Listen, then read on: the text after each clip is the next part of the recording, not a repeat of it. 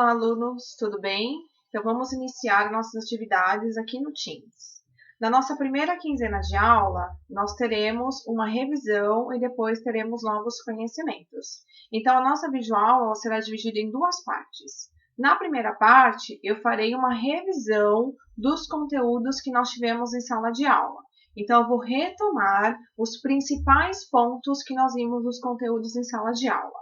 E na segunda parte, eu apresentarei para vocês um novo conteúdo que é termodinâmica de sistemas gasosos. Então, assistam às videoaulas, anotem as dúvidas que vocês tiverem e depois, no horário que seria a nossa aula presencial, eu estarei online no Teams para tirar as dúvidas de vocês. E, principalmente, não esqueçam de realizar a tarefa que também será postada na nossa equipe do Teams. Vamos lá?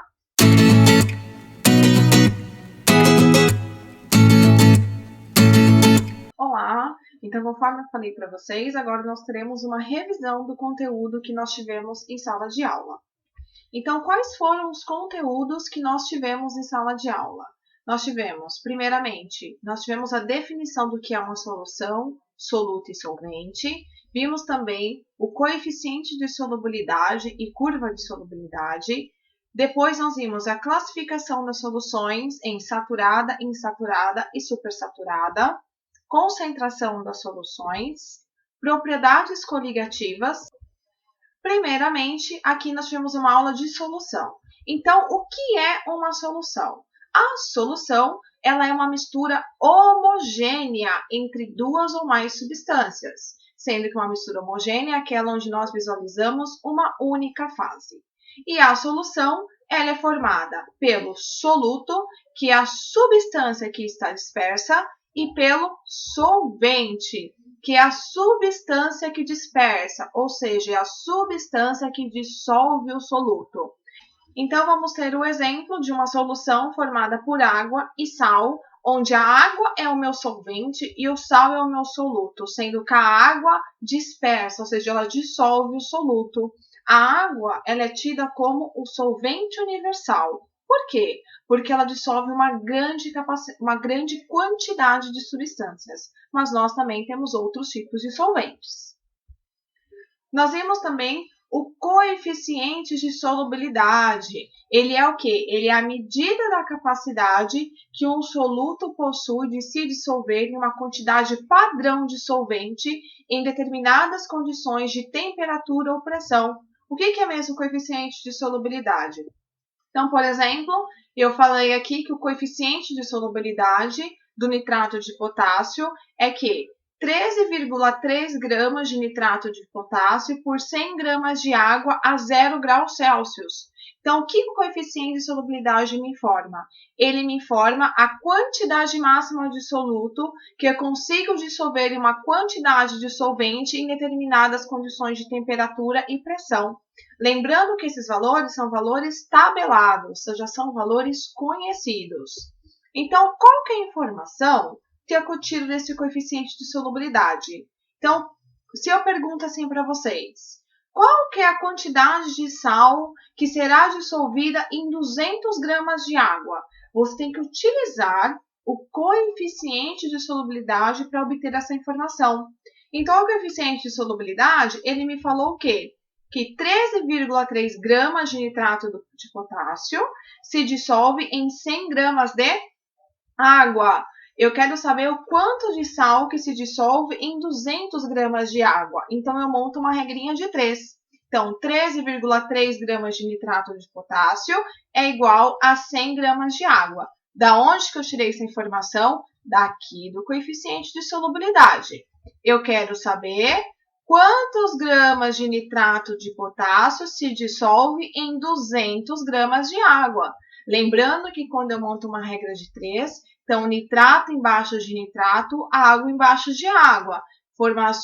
Informações referentes ao nitrato de potássio ficam do mesmo lado e informações referentes à água ficam aqui também do mesmo lado. Eu não posso misturar essas informações. Montei a minha regra de 3. Faço aqui a minha multiplicação em cruz, então eu tenho que 13,3 vezes 200 é igual a 100 vezes x. Aí eu tenho que 2.660 é igual a 100x. X é igual a 2.660 dividido por 100. Fazendo a conta, eu vou chegar que x é igual a 26,6 gramas de nitrato de potássio. Ou seja, se em 100 gramas de água eu dissolvo 13,3 gramas de nitrato de potássio, em 200 gramas de água eu irei dissolver 26,6 gramas de nitrato de potássio. Relembraram como nós fazemos esse tipo de exemplo? Se tiver dúvida ainda, refaça esse exemplo sozinho e se a dúvida ainda persistir, anote e tire essas dúvidas lá no Teams comigo. Vimos também a curva de solubilidade. O que a curva de solubilidade me mostra? Ela mostra aqui a quantidade de soluto, a quantidade de sal em 100 gramas de água em função da temperatura. Então, se eu perguntar assim para vocês, qual que é o coeficiente de solubilidade do sal que está representado nessa curva em 30 graus Celsius? Qual que é o coeficiente de solubilidade em 30 graus Celsius? Como que eu obtenho? Eu vou aqui na temperatura de 30 graus, faço uma linha no 30 graus até chegar na curva. Cheguei na curva, eu faço uma linha aqui no eixo Y. Então, eu tenho o quê? Que o coeficiente de solubilidade é de 40 gramas de sal por 100 gramas de água. Então, a curva de solubilidade, ela me informa o coeficiente de solubilidade. Então, novamente, qual é o coeficiente desse sal a 30 graus Celsius? Vou aqui em 30 graus Celsius, vou até aqui na curva e vejo aqui qual é o valor que dá aqui no eixo Y. Nesse exemplo, eu cheguei aqui em 30 graus Celsius, o coeficiente de solubilidade desse sal é de 40 gramas de sal por 100 gramas de água. Lembrando que essas informações eu tirei aqui do eixo, tá vendo? Da descrição do eixo Y. Na segunda aula, nós vimos classificação das soluções. Então, nós vimos que uma solução insaturada é uma solução quando a quantidade do soluto está abaixo do coeficiente de solubilidade.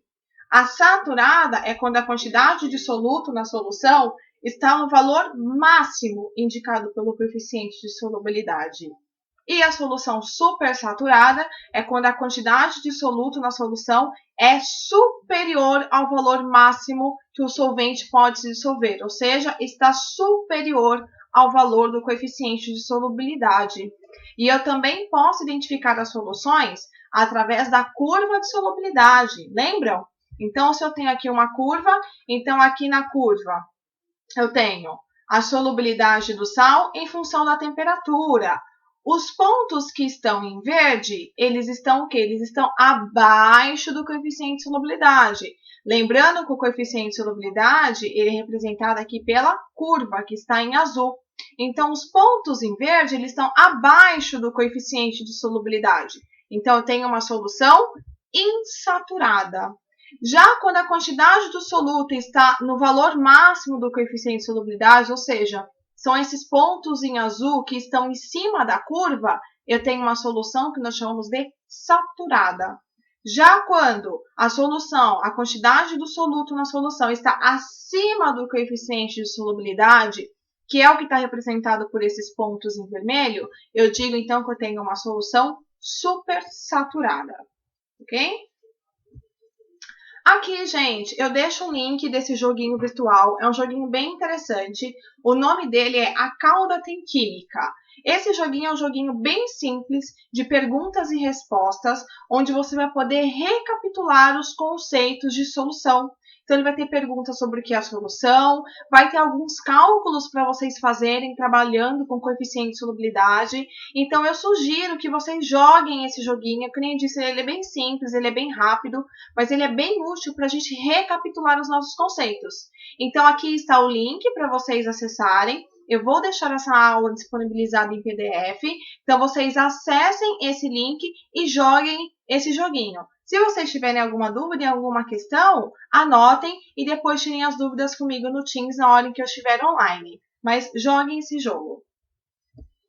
Continuando, depois nós tivemos a concentração das soluções. nós vimos várias formas de calcular a concentração da solução. A primeira forma que nós vimos foi calcular a concentração em massa, onde eu tenho a concentração comum e o título e a porcentagem. A concentração comum, ela indica a relação entre a massa do soluto em um determinado volume de solução. Então, como que eu calculo a concentração comum? Massa do soluto dividido pelo volume da solução. Lembrando que nós devemos sempre nos atentar às unidades. Então, por exemplo, aqui nesse exemplo eu falei que a massa está em gramas e o volume está em litros. E isso vai variar de exercício para exercício. A segunda fórmula de calcular a concentração em massa é título e porcentagem, sendo que nessa fórmula de concentração eu tenho a relação entre a massa do soluto e a massa da solução. Lembrando que a solução ela é formada pelo soluto e pelo solvente. Então, como que fica a fórmula para calcular o título? Massa do soluto dividido por massa da solução. E o que é massa da solução? Massa do soluto mais massa do solvente. Aqui eu já deixei a fórmula aberta para vocês não terem dúvidas.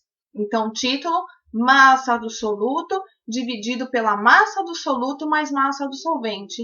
E como que eu calculo em porcentagem? Eu multiplico o valor do título por 100. Daqui a pouco nós vamos fazer um exemplo para recapitular.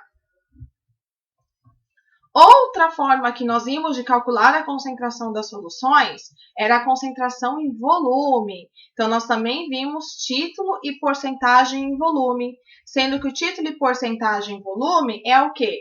É a relação entre o volume de soluto presente na solução e o volume total da solução. Então, qual que é a fórmula? Título é igual ao volume do soluto dividido pelo volume da solução. Lembrando que quando nós trabalhamos com volume, diferente de massa, nós não somamos volume de soluto e solvente.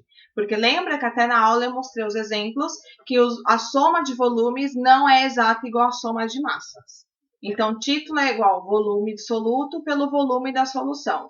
E como que eu acho a porcentagem? Multiplico o valor do título por 100. E, por último, nós vimos a concentração e quantidade de matéria, que é o mol. Lembram do mol? Mol é quantidade de matéria. Então, a concentração e a quantidade de matéria, ela expressa a relação entre a quantidade de matéria e o volume da solução. Então, falei em quantidade de matéria, eu estou falando de mol. Qual que era a fórmula que a gente utilizava? Quantidade de matéria dividido pelo volume, que é mol por litro, né? A unidade de concentração e quantidade de matéria sempre será mol por litro. E aí, eu abri essa fórmula para vocês. A gente fez toda a dedução da fórmula e nós chegamos que eu utilizo essa fórmula aqui, ó. A concentração em mol por litro é igual ao quê? A massa que o exercício me der, dividido pela massa molar da substância que eu estiver trabalhando, vezes o volume em litros. Lembrando que a massa molar é a massa de 1 mol daquela substância. Tudo bem? Vamos fazer alguns exemplos para a gente recapitular. Então, aqui, qual o título e a porcentagem em massa de uma solução dissolvendo 20 gramas de sal de cozinha, NaCl, em 80 gramas de sal? Então, primeiro passo, eu vejo qual fórmula eu vou utilizar. Eu estou pedindo título e porcentagem. Então, eu utilizo a fórmula do título, que é qual? Massa do soluto dividido pela massa do soluto mais a massa do solvente.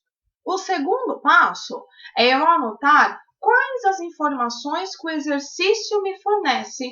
Então, eu tenho que a massa do soluto é 20 gramas. Quem é o soluto? É o NaCl. Então, a massa do soluto é de 20 gramas. E quanto que é a massa do meu solvente? A massa do meu solvente é 80 gramas, porque nesse meu exemplo, o meu solvente é água. O que eu fiz? Tenho a fórmula, tenho as informações que o exercício me deu, eu vou calcular. Ele quer saber o título, então vou fazer a substituição dos valores que eu tenho na fórmula. Então, como que fica? Ah, gente, aqui eu coloquei a massa da solução. Então, lembra? Aqui no título é massa do soluto pela massa da solução. Então, a massa da solução é a soma dos dois. 20 mais 80 igual a 100 gramas. Aí eu venho aqui e substituo na fórmula. Título é igual a 20, que é a massa do soluto, dividido pela massa do soluto, que é 20, mais a massa do solvente, que é 80. Vou resolver, vou chegar em 20 dividido por 100, vou chegar que o título é 0,20. Então, o título é 0,20.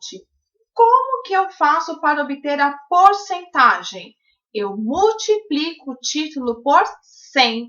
Então, vai ficar 0,20 vezes 100. Eu vou chegar que a porcentagem é 20%. O que isso quer dizer? Que nesse exemplo, essa minha solução, ela é uma solução de 20% de massa-massa em relação ao cloreto de sódio. Quer dizer, então, que nessa solução eu tenho 20 gramas de sódio e 80 gramas de água. Aqui tem outro exemplo de exercício para a gente relembrar como que a gente calcula as concentrações. Então, aqui eu falo assim, uma solução de hidróxido de sódio, ela é preparada pela adição de 40 gramas de hidróxido de sódio em 1000 ml de água. E aqui eu dei a massa molar do sódio, do oxigênio e do hidrogênio. De novo, massa molar é a massa de 1 mol de uma determinada substância. E aí eu peço para vocês calcularem a concentração em grama por litro. Então, qual que é a fórmula da concentração em grama por litro? É a concentração comum. Então, eu coloco a fórmula. A concentração é a massa do soluto pelo volume da solução. Lembrando que eu pedi em grama por litro. Então, a massa do soluto tem que estar em grama e o volume da solução tem que estar em litros. Então, eu venho aqui e faço a substituição na fórmula. O exercício falou o quê? Que eu tinha 40 gramas de hidróxido de sódio, que é o meu soluto, 40 gramas, dividido pelo volume. O volume aqui eu falei que era 1000 ml de água. Mas cuidado, porque aqui eu pedi em gramas por litro. Então, 1000 ml é igual a 1 litro. Então, fica 40 gramas dividido por 1 litro. Então, a concentração, 40 gramas por litro. Agora, eu quero que vocês calculem a concentração em quantidade de matéria, que é o quê? Mol por litro. Então, aqui eu tenho a fórmula. Concentração, massa dividido pela massa molar vezes o volume.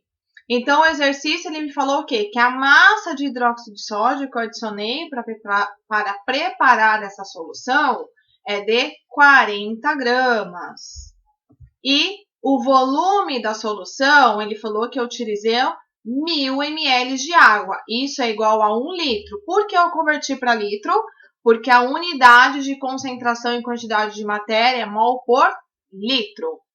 E aqui eu preciso calcular o quê? A massa molar. Porque se eu olhar aqui na fórmula, a massa eu já tenho, que é 40 gramas. O volume eu já tenho, que é 1 litro. Falta eu calcular a massa molar. Como que eu calculo a massa molar do hidróxido de sódio? Eu somo a massa molar de cada substância, de cada elemento que eu tenho aqui na fórmula. Então, aqui, NaOH. Quando não tem nenhum número aqui no índice, é porque eu tenho um átomo desse elemento. Então, eu tenho um átomo de oxigênio. Eu tenho um átomo de sódio. A massa do sódio é 23 gramas por mol. Então, 23.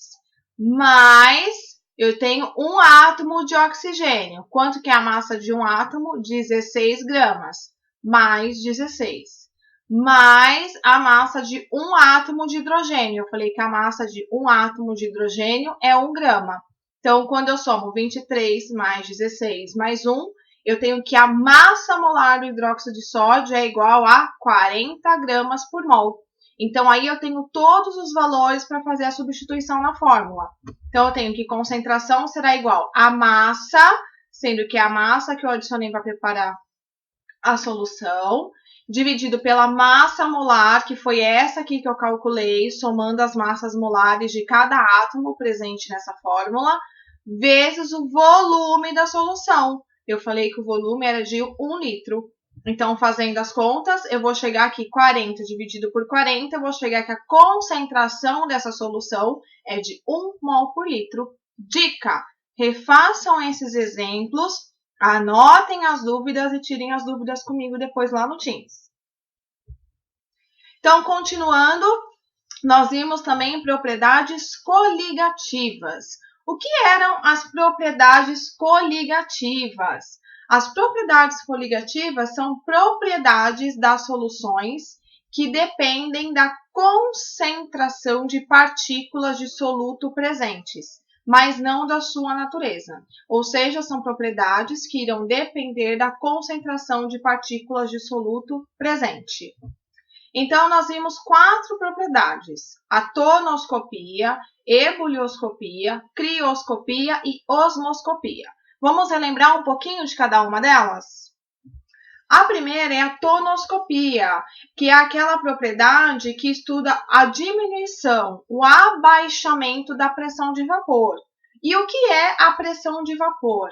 A pressão de vapor, então vamos imaginar aqui que eu tenho aqui nessa figura, eu tenho aqui as moléculas de uma substância que está no estado líquido. Conforme eu vou aquecendo essa substância, as moléculas vão passando para o estado de vapor ou estado gasoso.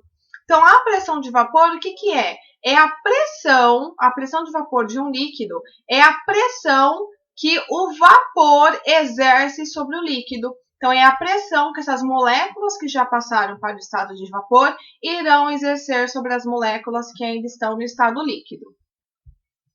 Aqui eu dei o exemplo desse gráfico, onde era o quê? A relação entre a pressão de vapor e a temperatura. E aqui eu tenho representado 3 substâncias: o etoxetano, que é um éter, o etanol, que é um álcool, e a água. Aí eu também ensinei para vocês como visualizar a temperatura de ebulição nesse tipo de gráfico. Como que eu faço? Qual que é a temperatura de ebulição? Por exemplo, vamos pegar aqui o exemplo da água. Eu pego a curva e vou aqui no último ponto da minha curva. E eu vejo qual temperatura corresponde. Então, meu último ponto é aqui. Desço até o eixo da temperatura. Quanto que é essa temperatura? 100 graus Celsius. Então, essa é a temperatura de ebulição da água. A mesma coisa, o etanol. Eu pego aqui a curva, vou aqui no último ponto e desço aqui. E se eu fizesse, né, se aí tivesse mais bem dividida a escala, você ia chegar aqui, ó, a temperatura de ebulição do álcool é de 78,37 graus Celsius. E a temperatura de ebulição do etoxetano é de 34,6 graus Celsius. Então, aqui eu tenho um gráfico que relaciona a pressão de vapor de diferentes substâncias. Aí eu pergunto para vocês, qual solvente é o mais volátil? Lembrando que o solvente mais volátil é aquele solvente o quê? Que tem uma maior pressão de vapor. Por quê? Se ele tem uma maior pressão de vapor, quer dizer que ele tem mais moléculas aqui no estado gasoso ou no estado de vapor. Então, consequentemente, o mais volátil é o que tem maior pressão de vapor. Então, olhando aqui o gráfico, qual que é que tem maior pressão de vapor? É o etoxetano. Então, resumindo, como que eu sei qual substância tem maior pressão de vapor ou é mais volátil observando um gráfico desse? É a substância que tem a curva que está aqui, essa curva que está aqui em valores mais altos. Aqui nesse caso é o etoxetano. Quer tirar a dúvida? Pega uma temperatura como referência. Por exemplo, vamos pegar aqui em 20 graus. Qual substância tem maior pressão de vapor? A água, o etanol ou o etoxetano? O etoxetano tem uma pressão de vapor em torno de 400 miligramas de mercúrio, certo? Vimos o efeito tonoscópico. O que é o efeito tonoscópico? O efeito tonoscópico é quando eu tenho a diminuição da pressão de vapor de um líquido quando eu adiciono um soluto não volátil. Por exemplo, vamos imaginar uma mistura de água e sal. Quando eu adiciono sal na água, eu tenho interações entre os íons sódio e cloreto e as moléculas de água. Então, o que acontece? Quando eu adiciono um soluto não volátil em um líquido, em um solvente, eu tenho interação entre o soluto e o solvente. Está vendo aqui interação entre os íons sódio e cloreto com as moléculas de água. Essas interações vão dificultar que as moléculas de água passem para o estado gasoso. Consequentemente, o que vai acontecer? Eu vou dificultar essas moléculas passarem para o estado gasoso, eu vou diminuir o número de moléculas que estão no estado gasoso e, consequentemente, eu vou diminuir a pressão de vapor, ok? A segunda propriedade que nós vimos foi a ebulioscopia, que é o quê? É o aumento da temperatura de ebulição após a adição de um soluto não volátil. Então, o que acontece? Quando eu adiciono um soluto não volátil, eu já vi que eu diminuo a pressão de vapor. Se eu diminuo a pressão de vapor, isso quer dizer o quê? Que a energia necessária para que as moléculas passem da fase líquida para a fase de vapor, ela é maior. Então, eu aumento a temperatura de ebulição. Lembrando que quando uma substância entra em ebulição? Quando a pressão de vapor daquela substância se iguala à pressão atmosférica. Então, um exemplo clássico que a gente envolve é a ebulioscopia. Vocês podem até fazer um teste aí na casa de vocês. Coloque um caneco de água para ferver e quando a água estiver fervendo, vai lá e adiciona sal ou açúcar. O que vocês vão observar é o quê? É que a água ela para de ferver. Então eu pergunto para vocês, por que a água em ebulição ela para de ferver quando você joga sal ou açúcar sobre ela? O que acontece? Então, com base nas duas propriedades que nós já vimos, a tonoscopia e a ebulioscopia. Quando você adiciona à água um soluto não volátil, que é o caso do açúcar ou do sal, você vai fazer o quê? Você vai diminuir a pressão de vapor da água. Isso é a tonoscopia. Tudo bem? Então, quando você diminui a pressão de vapor lá da água, você automaticamente já interrompe o processo de ebulição. Por quê? Porque a pressão de vapor da água não está mais igual à pressão atmosférica, sendo que a condição para o material entrar em ebulição é quando a pressão de vapor do líquido se iguala à pressão atmosférica.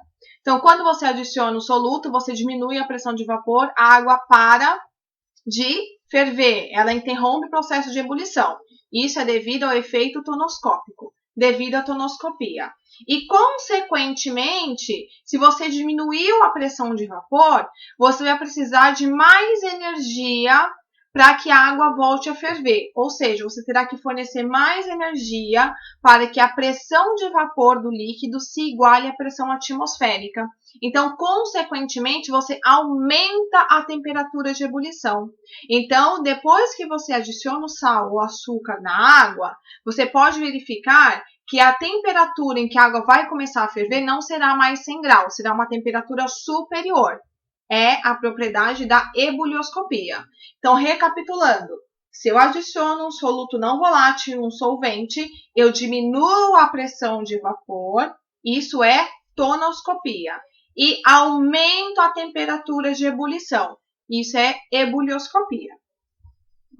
A outra propriedade coligativa que nós vimos é a crioscopia, que é quando eu tenho a diminuição da temperatura de congelamento de um solvente quando eu adiciono um soluto não volátil. E isso acontece por quê? Porque as partículas do soluto, elas dificultam a cristalização do solvente. Exemplo, se eu adiciono uma solução de NaCl 23%, a água, eu posso reduzir o ponto de congelamento da água para menos 21,1 graus Celsius.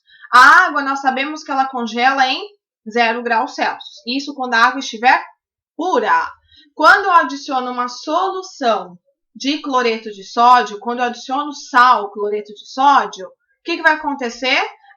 A temperatura em que a água congela irá diminuir. Isso por quê? Porque as moléculas de água irão interagir com as partículas do sal, com os íons sódio e cloreto, e isso vai dificultar que as moléculas de água cristalizem.